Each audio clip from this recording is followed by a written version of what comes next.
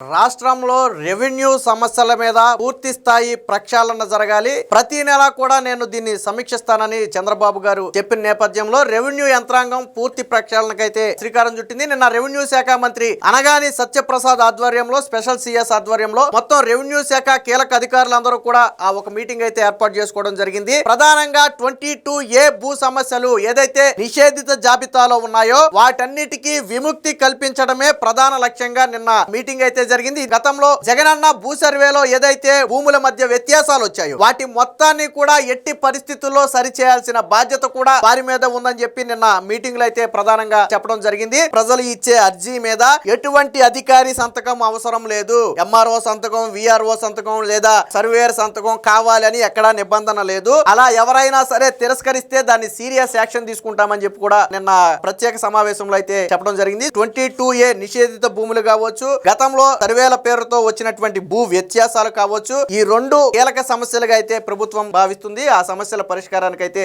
శ్రీకారం చుట్టబోతున్నారు. ఏదేమైనా మొత్తంగా రెవెన్యూ శాఖలో చంద్రబాబు గారి ఆదేశాల మేరకు రెవెన్యూ శాఖలో ప్రక్షాళన మొదలైందని స్పష్టంగా కనపడుతుంది. సో మొత్తంగా రెవెన్యూ ప్రక్షాళనకైతే కూటమి ప్రభుత్వం శ్రీకారం చుట్టింది.